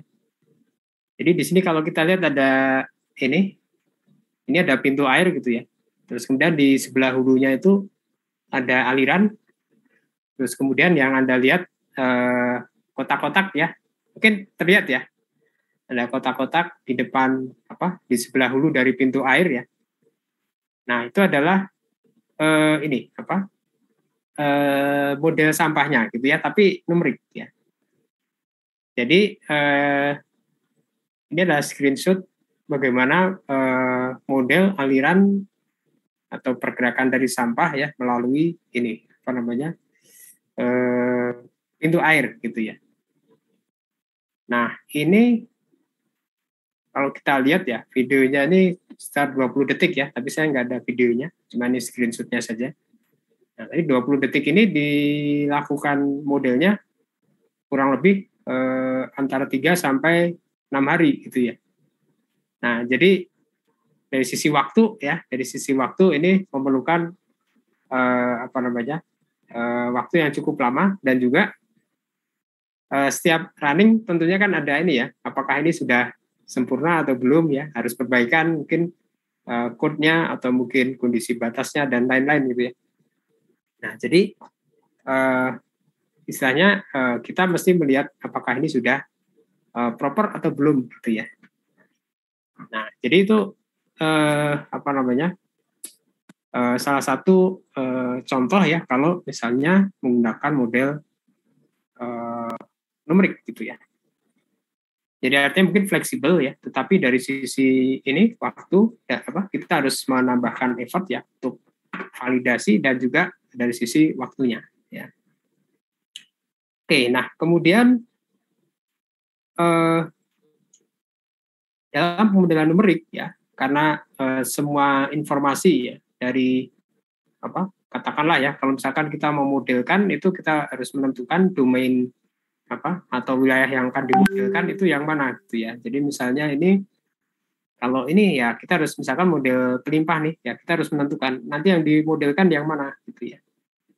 Jadi akan sulit sekali atau mungkin akan sangat akan sangat tidak ekonomis ya kalau kita modelkan keseluruhan dari ini apa namanya, misalkan sebagian reservoir atau bendungannya, terus kemudian pelimpahnya sampai dengan peredam energi gitu ya. Nah, jadi itu kurang lebih ya kalau kita menggunakan numerik ya, menggunakan CFD ya. Tetapi untuk hal yang detail ya, maka CFD ini akan sangat membantu ya. Artinya kalau kita akan melakukan perubahan geometri ya, mungkin kita bisa lebih cepat ya dengan menggunakan merubah mesh-nya gitu ya. Cuma dalam runningnya, nah itu memerlukan waktu ya, tergantung dari algoritma yang digunakan. Oke, nah kemudian bagaimana dengan model fisik ya? Nah, model fisik ini pada dasarnya adalah kita membuat ya, kalau model itu kan, model itu pengertiannya pasti gitu ya. Ya ini sebenarnya ini model juga ya, model numerik, ada model fisik, ada mungkin model matematik gitu ya. Nah, bedanya model matematik dan numerik, kalau matematik itu biasanya continuous ya penyelesaiannya. Jadi kalau Anda ingat di TPB ya itu kan ada penyelesaian persamaan diferensial. Nah itu biasanya untuk satu rentang ya tertentu gitu ya, interval tertentu kita bisa memperoleh solusinya dan itu continuous ya. Untuk setiap nilai input yang kita masukkan itu ada penyelesaiannya. Tetapi untuk pendekatan dengan numerik ya, ini kalau numerik kan kita harus mendiskritkan ya, delta T, delta X ya. Jadi artinya kita hanya memiliki penyelesaian untuk titik-titik tertentu ya. Kalau ingin diantaranya ya kita harus interpolasi. Ya, kurang lebih bedanya itu ya antara model matematik dengan model numerik. Nah, model itu ya penyelesaian ini kan ya. Model itu adalah suatu penyederhanaan ya. Jadi penyederhanaan dari suatu problem ya supaya kita bisa memperoleh penyelesaian ya. Jadi artinya kalau ada yang namanya model ya pasti itu belum tentu semua variabel itu diperhitungkan di situ ya, mungkin ada penyederhanaan gitu ya. Karena apabila semua dimasukkan ya mungkin itu nggak akan selesai gitu ya, kemungkinan besar nggak akan selesai. Nah sekarang kita akan melihat bagaimana dengan model fisik ya. Ya tadi model fisik itu tujuannya untuk mengetahui ya kinerja dari satu bangunan. Ini model fisik hidrolik ya, jadi lebih spesifik ke model fisik hidrolik. Oke. Nah, model fisik hidrolik itu apa sih gitu ya? Oke, jadi model fisik hidrolik itu adalah satu model ya.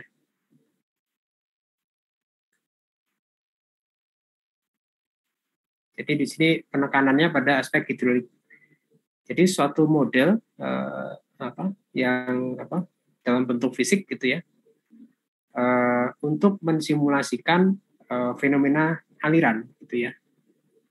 Satu model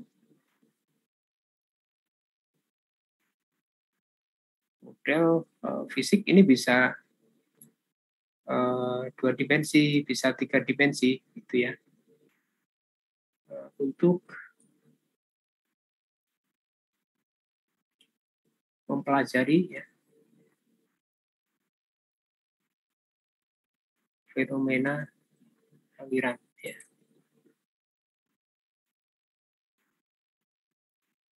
Tapi ini kemudian ini juga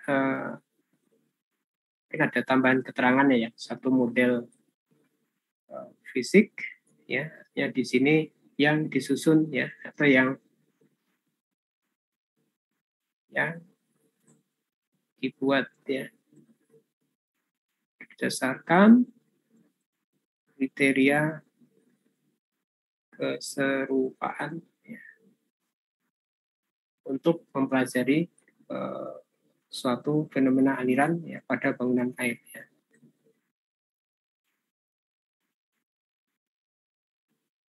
Tuh. Nah, jadi model bangunan air ini kita buat bentuk fisiknya gitu ya. Nah, biasanya bentuk fisik ini dibuat ya sedemikian hingga kita bisa mempelajari fenomena aliran yang terjadi gitu ya.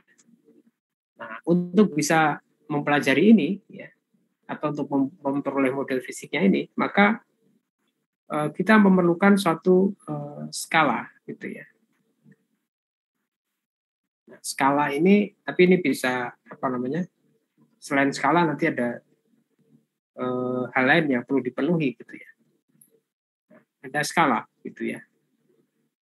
Nah, skala ini bisa bangunannya itu bisa jadi lebih istilahnya bentuknya gitu ya. Misalkan Anda bayangkan maket rumah gitu ya, 1 banding berapa? Misalnya 1 banding 40 misalnya. Jadi ukuran itunya 1/40 dari ukuran sebenarnya atau dari ukuran prototip begitu ya. Nah,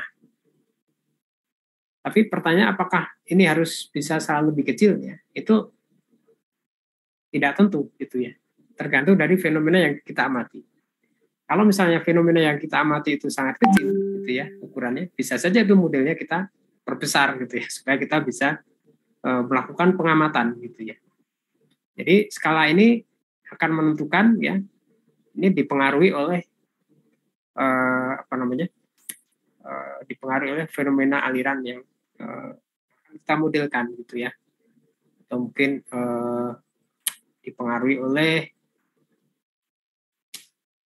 bagaimana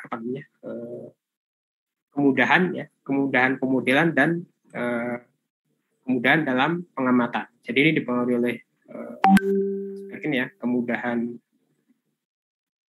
pemodelan, terus kemudian kemudahan dalam pengamatan, terus kemudian ada satu lagi gitu ya. Kalau tadi misalkan kemudahan pemodelan, kemudahan pengamatan itu kan mungkin ini ya subjektif gitu ya. Oh saya pengennya gini. Tapi ada juga faktor yang lain yang lebih mendiktit ya, artinya lebih mengatur gitu ya. Jadi adalah dipengaruhi oleh ini ya faktor penskalaan ya.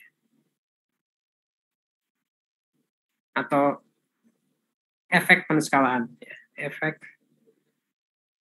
penskalaan ya. Karena untuk bisa menskalakan ya kita perlu pertama tadi ya kita bisa mengamati gitu ya, tapi yang kita amati itu harus mewakili gitu ya dengan hasil dengan fenomena yang sebenarnya gitu ya. Jadi supaya kondisi atau kriterianya itu dipenuhi. Nah, jadi untuk memenuhi ini ada yang namanya kalau kita membuat model gitu ya, itu kan kalau kita membuat model katakanlah ya, mungkin kalau kita ini ya katakanlah misalnya model kita itu lebih kecil dari prototip ya, misalkan model kita sebesar ini mewakili prototip ya sebesar ini ya. Nah, supaya model kita itu mewakili gitu ya, maka harus ada yang namanya keserupaan gitu ya. Keserupaan ya. Ada keserupaan.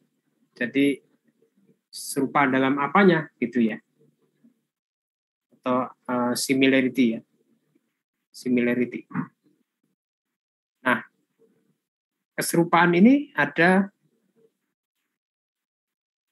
beberapa tingkat ya, tingkat keserupaan ini ya.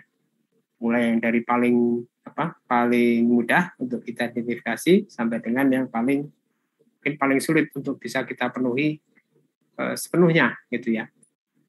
Jadi keserupaan ini ada 3 ya levelnya.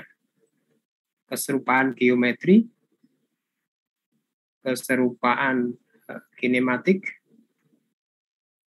terus kemudian keserupaan dinamik ya. Apa bedanya gitu ya. Nah, kalau di sini misalnya kalau geometri itu contohnya adalah maket ya.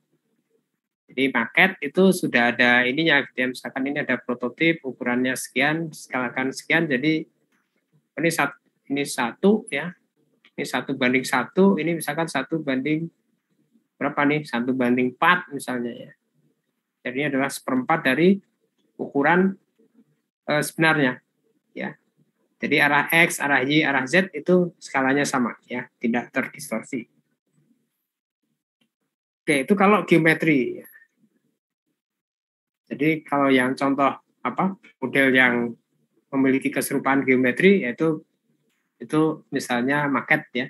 Kalau orang jual rumah atau ini ya ada sales yang mungkin di counter di mall itu ya, jual rumah itu ada ini skala sekian gitu ya. Nah, itu berarti itu memenuhi secara geometri gitu ya.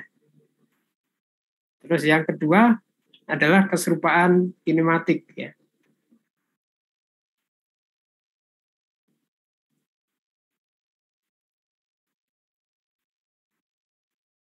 Keserupaan kinematik. Ya. Nah, kalau kinematik ini kaitannya dengan gerak ya, kaitannya dengan gerak. Jadi kalau kita punya misalnya gitu ya,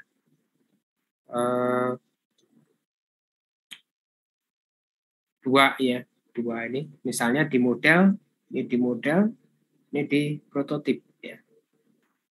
Misalnya di prototip nih ya, ini ada benda bergerak gitu ya, atau suatu titik gitu ya.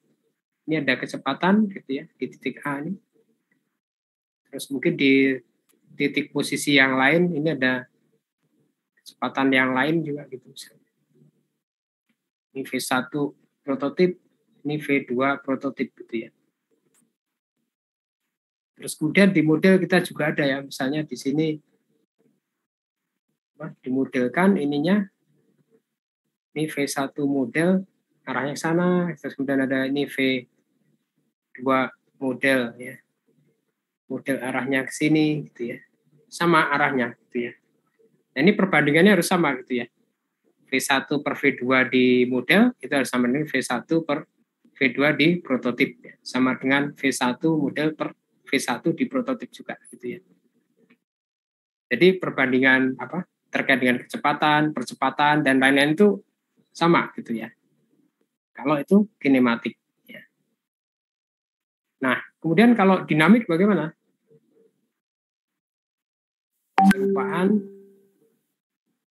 Keserupaan dinamik. Jadi kalau kita lihat ya, keseruan geometri, kinematik ya, itu tidak membahas gaya ya. Tidak membahas yang menyebabkan gerakan. Tapi kalau kita bicarakan mengenai dinamik ya, maka di sini kita akan melihat ya gaya yang menyebabkan itu seperti apa gitu ya. Jadi sampai dengan penyebabnya gitu ya. Tapi kalau geometri, kinematik itu kita tidak melihat penyebab ininya. Kalau geometrik kan statis ya. Kalau kinematik sudah bergerak gitu ya. Tetapi kita tidak melihat penyebabnya apa gitu ya. Nah, kalau dinamik kita sudah melihat ya gaya-gaya bekerja itu apa sih gitu ya. Baik itu yang di prototip maupun di model ya. Prototip itu yang sebenarnya nanti gitu ya. Kalau di model itu ya yang diskalakan gitu ya, yang di model. Nah, kalau kita membahas gaya ya. Jadi gaya gitu ya. Kayak apa saja yang menyebabkan ini ya, pergerakan itu. Pergerakan fluida itu gaya apa saja sih yang menyebabkan itu? Gerak aliran itu disebabkan oleh apa saja dan yang menghambat apa saja gitu ya. Jadi kan kalau kita membahas aliran itu ada yang menggerakkan, ada yang sifatnya menahan gitu ya. Nah, jadi dari sini apa kriterianya? Gitu ya. Jadi artinya di sini yang paling ini ya, yang paling diperlukan ya kalau kita modelkan, karena kita memodelkan suatu fenomena yang bergerak dan bergeraknya itu karena gaya-gaya yang bekerja, maka model yang kita buat ini adalah dari tipe yang memenuhi keserupaan dinamik gitu ya. Kalau keserupaan dinamik itu dipenuhi, kinematik, terus geometri itu juga terpenuhi gitu ya. Karena kan di sini kita sudah memodelkan penyebab dari gayanya gitu ya. Nah, sekarang pertanyaan gaya-gaya yang menyebabkan gerak aliran itu apa sih gitu ya? Gaya-gaya ya, gaya-gaya yang menyebabkan pergerakan aliran atau menyebabkan aliran itu ada gaya apa saja.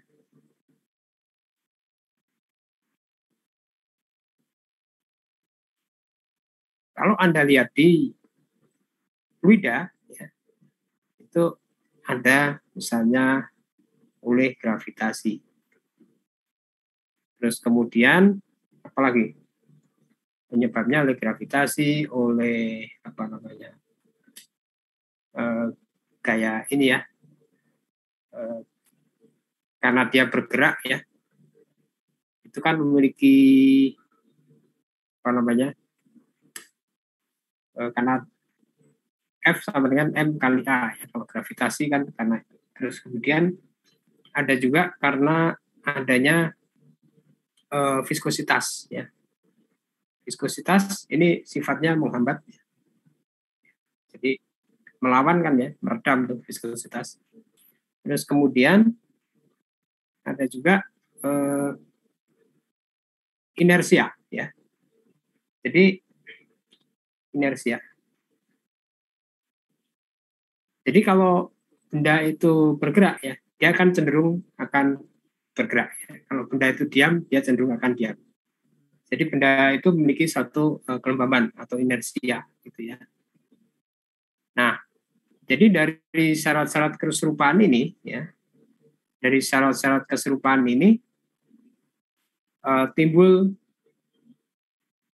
atau ada rasio-rasio ya yang membandingkan antara ini masih ada banyak ya, misalkan ada kayak tegangan permukaan ya, terus kemudian apalagi permukaan, inersia, viskositas, gravitasi ya, mungkin ada ini elastisitas juga ya, elastisitas.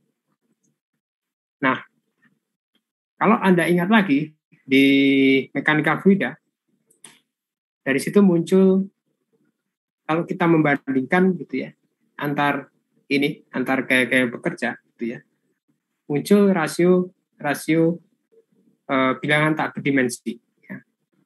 Yang mana untuk aliran fluida ini yang dominan gitu ya, itu adalah bilangan Freud dan bilangan Reynolds ya. Jadi bilangan Freud dan bilangan Reynolds. Nah, itu bilangan Freud ini merupakan rasio ya dari inersia terhadap gravitasi ya. Maka bentuk dari rasionya itu adalah V per akar G dikalikan dengan D. Sedangkan untuk bilangan Reynolds ini ada unsur viskositas ya. Jadi bilangan Reynolds itu bisa kita tuliskan ya sebagai V kalikan satu panjang ya. Panjang karakteristik dibagi dengan nu ya, atau viskositas kinematik. Atau bisa juga kita tuliskan ya, ini adalah rho VL dibagi dengan mu ya. Jadi ini nu itu akan sama dengan mu dibagi rho. Nah, jadi dalam memodelkan aliran di sekitar bangunan air ya, yang memenuhi keserupaan dinamik, maka kriteria keserupaan ini ada ini ya. Secara umum ya, secara umum. Kalau kasus khusus mungkin nanti ada fenomena yang harus muncul tegangan permukaan dan sebagainya ya. Tapi untuk bangunan air ya secara umum ada dua ini yang kita perlu perhatikan, yaitu bilangan Freud dan bilangan Reynolds. Nah, dari sinilah nanti muncul kriteria yang bisa kita turunkan gitu ya dari skala yang kita buat.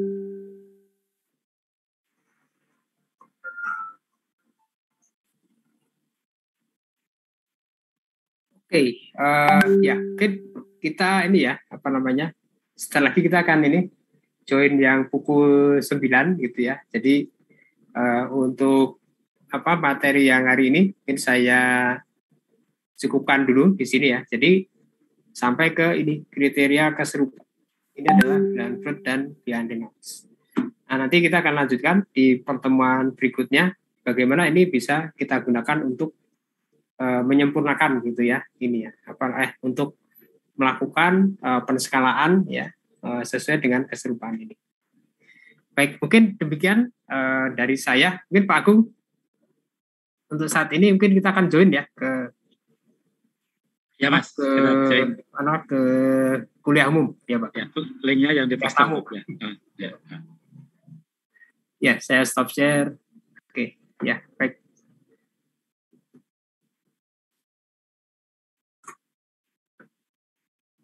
Baik, selanjutnya mungkin kita join ke kuliah umum ya Pak Agung ya. Ya Mas, ini saya ke end meeting. Saya kira gitu teman-teman.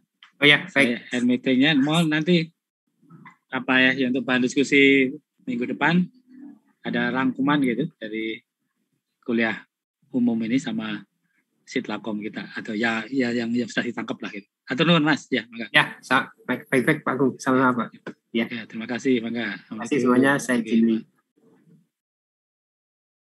Recording stop.